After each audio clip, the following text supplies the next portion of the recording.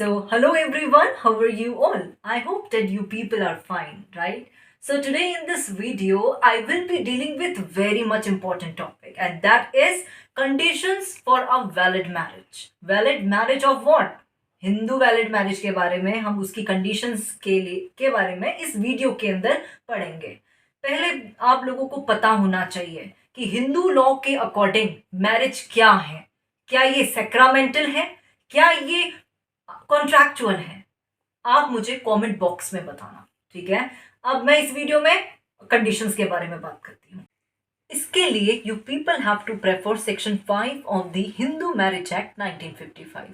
वो क्या बोलता है देखो, वो सिंपल कंडीशंस बताता है वैलिड मैरिज के लिए। उसमें वो बोलता है कि a marriage may be solemnized between any two Hindus if the following conditions are fulfilled. पहली कंडीशन 5I के अकॉर्डिंग ये है कि neither party has a spouse living at the time of marriage, यानी कि दोनों अनमैरिड होने चाहिए। Simple as that. अगर मेल हिंदू है तो ही शुड बी अनमैरिड, अगर फीमेल हिंदू है तो शी शुड बी अनमैरिड। पहली कंडीशन ये है। सेकेंड कंडीशन सेक्शन 5 बोलता है कि अनसाउंडनेस ऑफ माइंड के वजह से पार्टी जो है कंसेंट नहीं दे पा रही। सेकेंड कंडीशन ये है कि पार्टी जो है कंसेंट तो दे सकती है बट क्या है, अनफिट है to the marriage and procreation of the children. Means party जो है किसी मेंटल डिसऑर्डर से सफर कर रही है। थर्ड कंडीशन ये है कि neither party at the time of marriage has been suffering from any kind of recurrent attacks of insanity. Recurrent attacks of insanity भी नहीं आने चाहिए।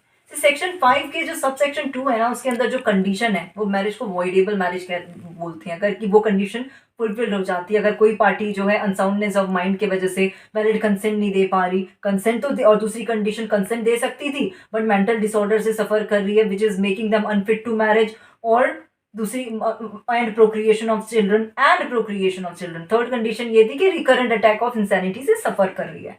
ठीक है, ये तो आपकी सेकेंड कंडीशन के अंदर पॉइंट्स थे। अब उसी में सबसेक्शन 3 जो है सेक्शन 5 का, वो बोलता है कि एज क्या होनी चाहिए। सबसे ज्यादा इंपॉर्टेंट बात ये है कि हिंदू मैरिज एक्ट 1955 के अकॉर्डिंग ब्राइड ग्रूम जो है उसकी मैरिज, वैलिड मैरिज के लिए एज क्या होनी चाहिए और जो ग्रूम है उसकी क्या एज होनी चाहिए।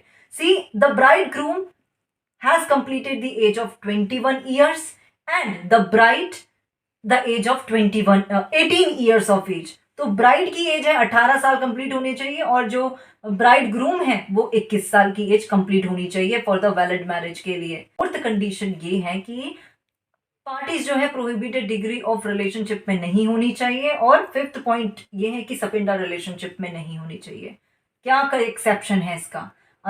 कस्टम और यूजेस अगर परमिट करता है then only the marriage will be valid, otherwise it will not be a valid marriage. Always remember this point, this is very much important. ये जो 5 कंडीशन आप लोगों को बताई है ये इंपॉर्टेंट है। डिग्री ऑफ प्रोहिबिटेड रिलेशनशिप क्या होता है, कहाँ डिफाइंड है? हिंदू मैरिज एक्ट के अंदर डिफाइंड है, जाकर पढ़िए। और आपका सपिंडा रिलेशनशिप भी वहां पे डिफाइंड है। तो ये 5 कंडीशन, हस्बैंड है 16 साल का है सपोज और लड़की जो है 14 साल की है, शादी कर आ गए दोनों, मैरिज वैलिड है या नहीं? बताओ मुझे कमेंट बॉक्स पे बताना। आप लोग भी इसके ऊपर रिसर्च करो और आप लोगों को भी पता होना चाहिए।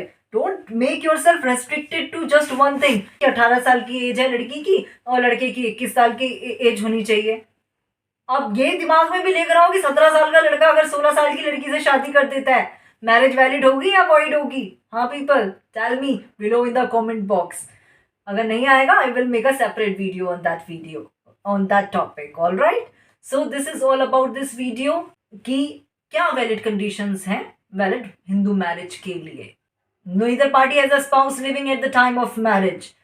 Eight the time of marriage consent से रिलेटेड पॉइंट है, एज से रिलेटेड पॉइंट है, prohibited degree of relationship, sapinda relationship में नहीं होना, the party should not be sapindas. ये सारे इंपॉर्टेंट 5 पॉइंट्स हैं जो आप लोगों को पता होने चाहिए। Section 5 of Hindu marriage act 1955 deals with it.